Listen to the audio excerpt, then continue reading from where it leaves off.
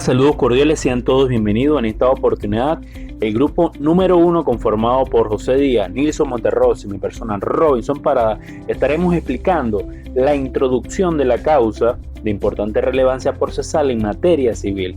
Abordaremos de forma teórica y práctica lo concerniente a la demanda, la oportunidad y modo de presentación de la demanda, los requisitos de forma, así como también la admisión de la demanda, los supuestos de inadmisibilidad y la reforma de la demanda. De esta manera, iniciamos.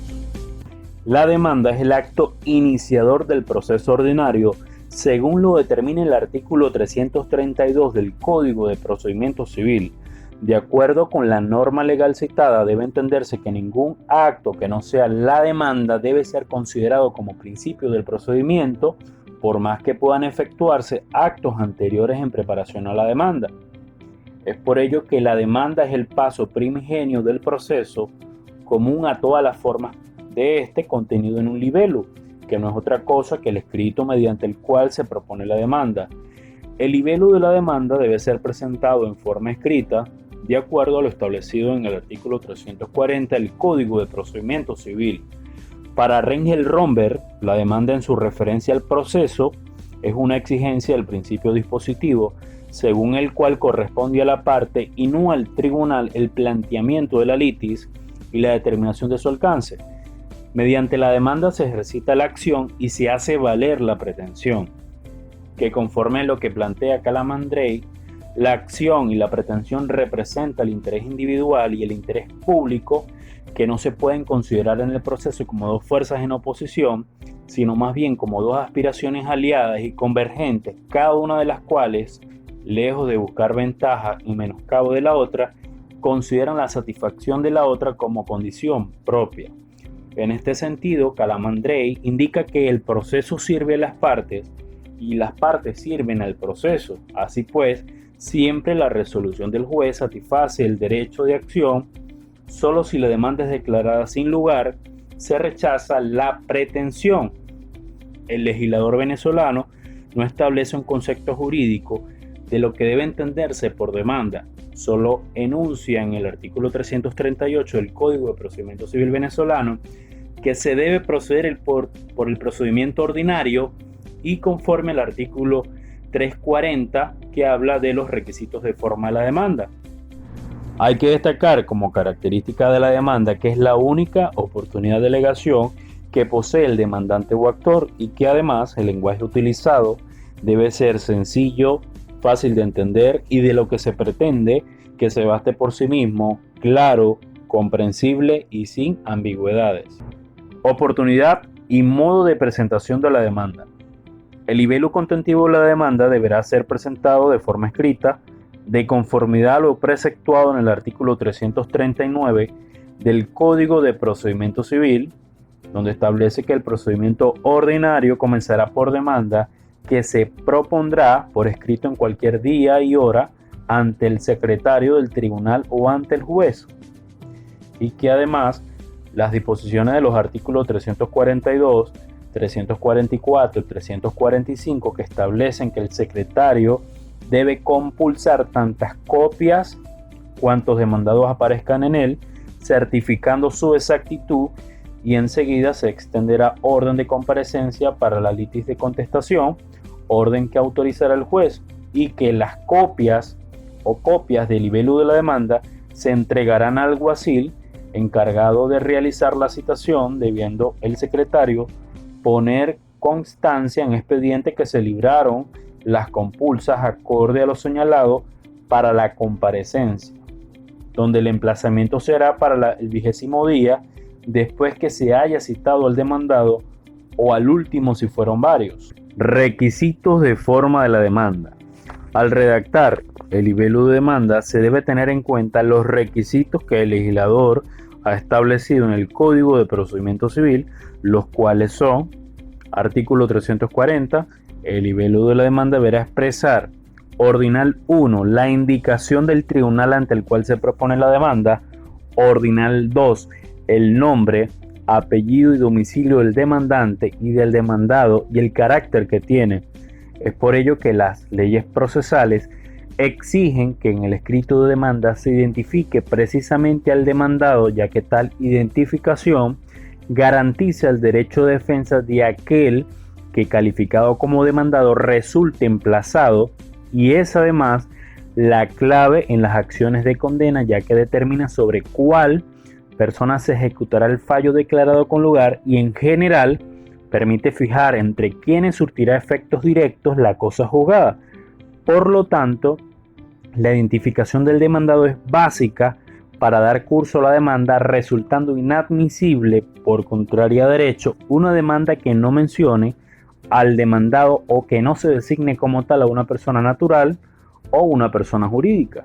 Ordinal 3. Si el demandante o el demandado fuera una persona jurídica, la demanda deberá contener la denominación o razón social y los datos relativos a su creación o registro. Ordinal 4.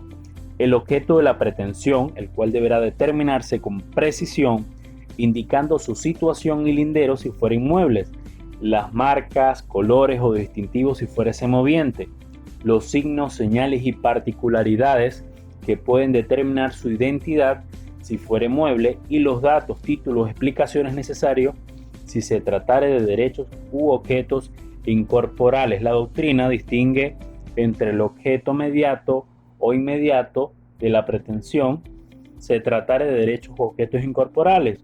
El segundo es la sentencia favorable y el primero es el bien de la vida que se pretende obtener. A este último se refiere el ordinal 4 cuando especifica que debe indicarse con precisión el objeto de la pretensión.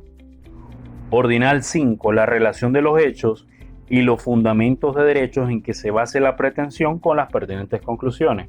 Esto quiere decir, la exposición de los hechos en la demanda reviste gran importancia porque si tal exigencia no se cumple cabalmente, no hay derecho de probar hechos fundamentales no alegados en el libelo y la prueba que contra esta regla se hiciere carecería de eficacia. Ordinal 6. Los instrumentos en que se fundamenta la pretensión, esto es, aquello de los cuales se derive inmediatamente derecho deducido, los cuales deberán producirse con el libelo, es decir, son documentos fundamentales de la pretensión aquello de los cuales emana el derecho que se invoca y cuya presentación no ofrezca dificultad deducido, los cuales deberán producirse con el libelo para que el actor funde su pretensión y la prueba de la que intenta valerse. Es así que el que pretenda reivindicar un inmueble deberá acompañar el título de propiedad donde consta el dominio. Quien exija el cumplimiento de un contrato deberá presentar el instrumento del que resulte su celebración. Ordinal 7. Si se demandare la indemnización de daños y perjuicios, la especificación de estos y sus causas, es decir, que la especificación de los daños y sus causas solo exige la explicación indispensable para que el demandado conozca la pretensión resarcitoria del actor en todos sus aspectos. Así, la especificación de los daños y su causa no estará referida a la cuantificación de los daños, toda vez que conforme al artículo 249 del Código de Procedimiento Civil, la estimación puede realizarse a través de una experticia complementaria del fallo en caso que los daños no pudieran ser estimados por el juez. Ordinal 8. El nombre y el apellido del mandatario y la consignación del poder. Ordinal 9.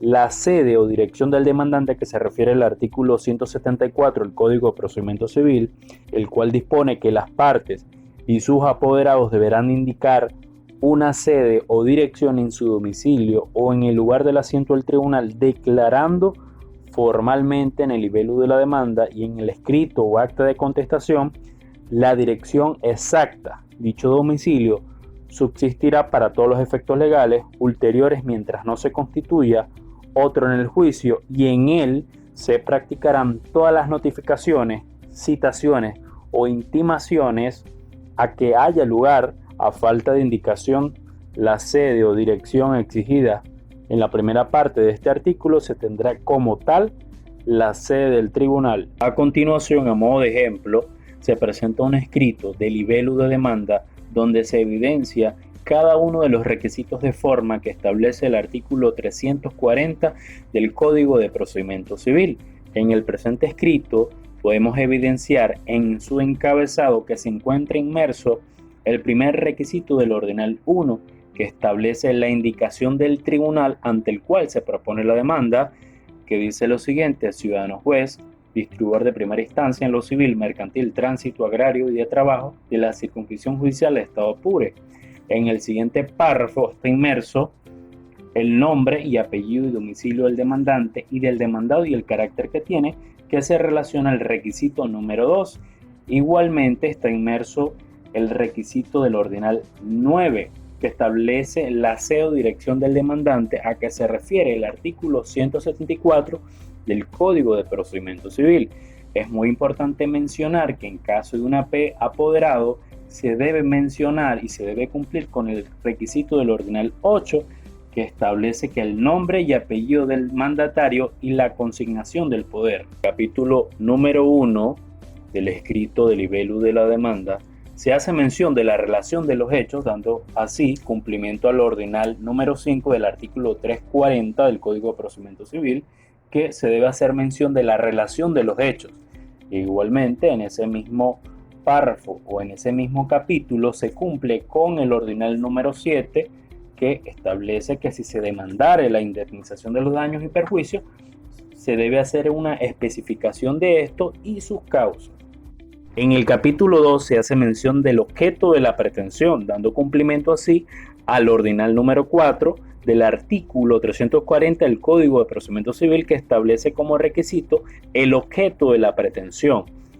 En el capítulo 3 del escrito de libelo de demanda se hace mención de los fundamentos de derecho, dando cumplimiento así al ordinal 5 del 340 del Código de Procedimiento Civil, que establece que se debe hacer mención de los fundamentos de derecho en que se basa la pretensión.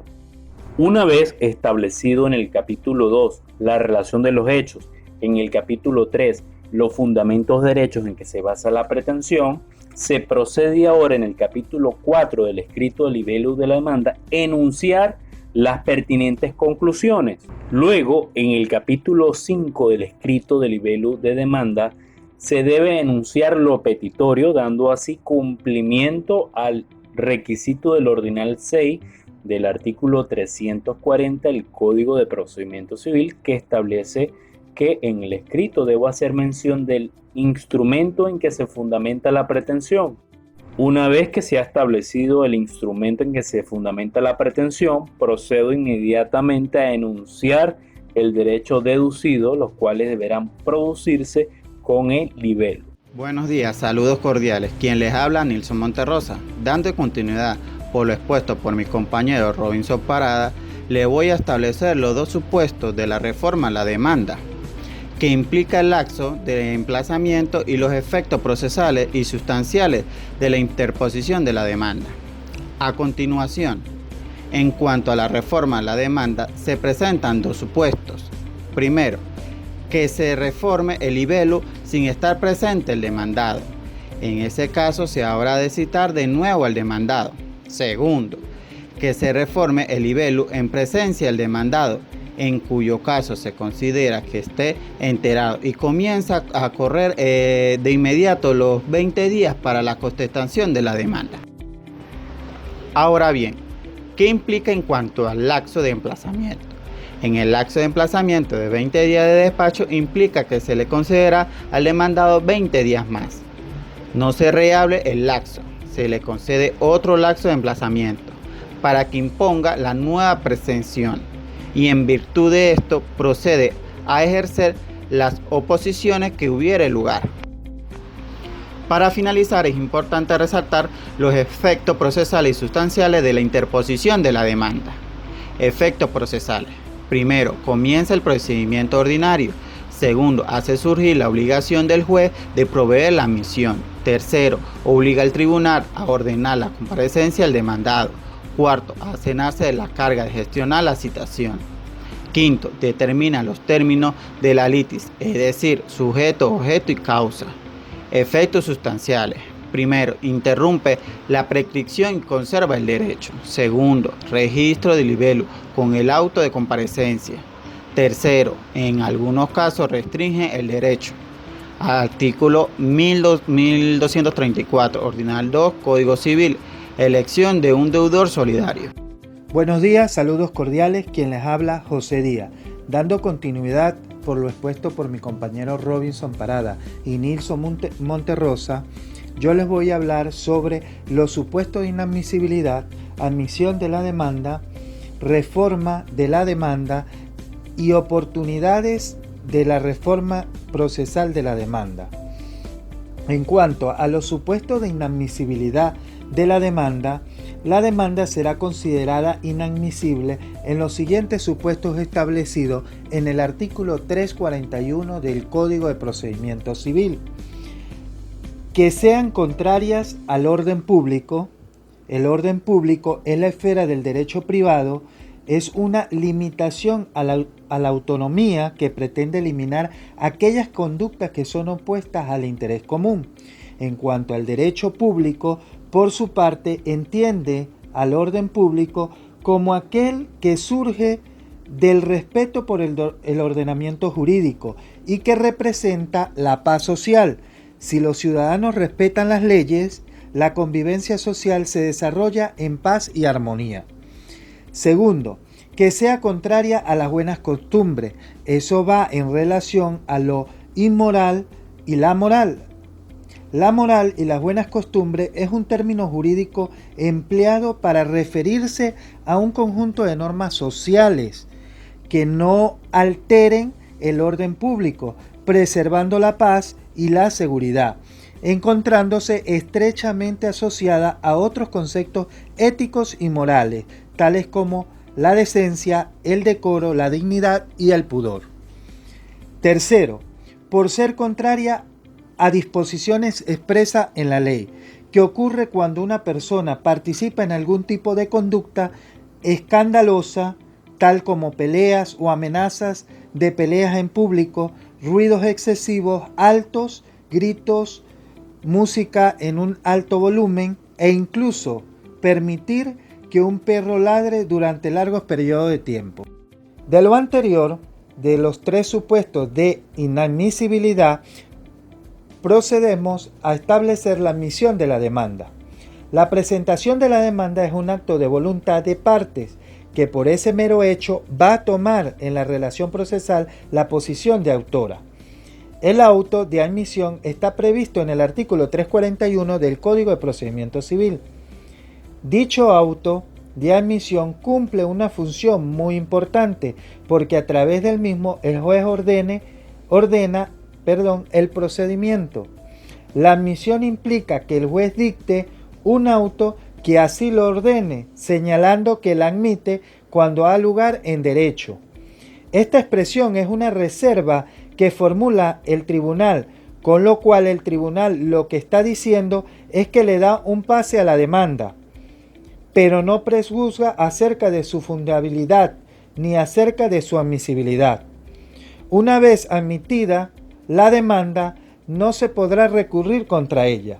Todo queda a reserva de los alegatos y pruebas que las partes lleven al proceso, y en base a lo cual el juez dictará sentencia definitiva. Dicho auto de admisión es una providencia ordenada por el juez mediante la cual acepta o rechaza la demanda según así lo establece el artículo 341 del Código de Procedimiento Civil. Ahora bien, la reforma de la demanda establecido en el artículo 343 del Código de Procedimiento Civil. Para establecer la noción de reforma de la demanda y entender en qué consiste realmente este derecho, es necesario distinguir entre reforma de demanda, cambio de demanda y transformación de demanda. En cuanto al cambio de la demanda, sustituir una demanda por otra, lo cual, acorde a nuestro Código de Procedimiento Civil, supone dos actos. El primero, retiro de la demanda que está ya en curso en el juicio. Y segundo, presentación de una nueva demanda que sustituya a la retirada. Este cambio es una consecuencia que se le reconoce al actor de pedir su libelo de demanda sin el consentimiento del demandado antes del acto de la contestación. Ahora bien, la transformación de la demanda consiste en aludir desde el punto de vista procesal a una prohibición en el sentido de que una vez contestada la demanda por el demandado no puede ni el actor ni el demandado alterar los términos y límites del litigio establecidos ya por la demandada, por un lado y la contestación por el otro. En cuanto a la reforma de la demanda, es un hecho que consiste en una modificación de los elementos concretos del libelo de la demanda. De hecho, el demandante puede incurrir en errores y omisiones en el libelo de la demanda, aún en errores de apreciación, y la ley le da el derecho de que rectifique. La oportunidad que tiene el demandante para reformar es antes del acto de contestación de la demanda, pero en ese caso se le concederá al demandado 20 días para que prepare la de él. De tal manera que la oportunidad procesal de la reforma de la demanda contiene 4 supuestos. Primero, antes de la admisión. Segundo, entre la admisión de la demanda y la practicada de la citación. Tercero, la oportunidad que tiene el demandante para reformar es antes del acto de contestación de la demanda, pero en ese caso se le concederá al demandado otros 20 días para que para que se prepare la de él. Y cuarto, luego de la citación y antes de oponer cuestiones previas. De lo expuesto anteriormente, procedemos a establecer un modelo de reforma de la demanda. Aquí, en este modelo, se procede a identificar los demandados. Luego, se establece la reforma de la demanda por incurrir en un error de cálculo. La reforma de la demanda solo se configura cuando modificado algunos de los elementos de la pretensión queda incolume el sujeto activo, es decir, el actor, se modifica el objeto litigioso y en consecuencia se fundamenta en cuanto a los hechos y al derecho. Para algunos, la reforma se produce cuando se modifica el hecho, mas no el petitorio. Para otros, cuando el petitorio es el que se altera y no los hechos. Una tercera posición señala que tiene que modificarse tanto el petitorio y el hecho para que se pueda hablar de reforma. En este modelo de reforma de demanda, estamos haciendo modificación del petitorio y del hecho, en los cuales fue el proceso en el que de cálculo de operación que se incurrió el error. Se procedió a realizar y establecer las nuevas operaciones y los montos a establecer. Se establece los cálculos a modificar para proceder al modelo de reforma de demanda que sustituirá la anterior. A continuación, en esta parte se refleja el monto en el cual por operaciones de cálculo se incurrió en error y se modifica de una cantidad a otro, modificándose el hecho y el petitorio. En esta sección le vamos a mostrar un auto de admisión de la demanda, en la cual el juez se basa en 3 requisitos indispensables contemplados en el artículo 341 del Código de Procedimiento Civil, que son: que no sea contraria al orden público; segundo, que no sean contrarias a las buenas costumbres; y tercero, que no sean contrarias a disposiciones expresas en la ley, cada una de ellas definidos al inicio de la exposición, con copia certificada del libelo de la demanda. Para finalizar, lo dejamos con una frase de Justiniano, que dice así: la justicia es la constante y perpetua voluntad de dar a cada uno su derecho. Gracias por su atención. Desde la virtualidad nos despedimos hasta una próxima oportunidad.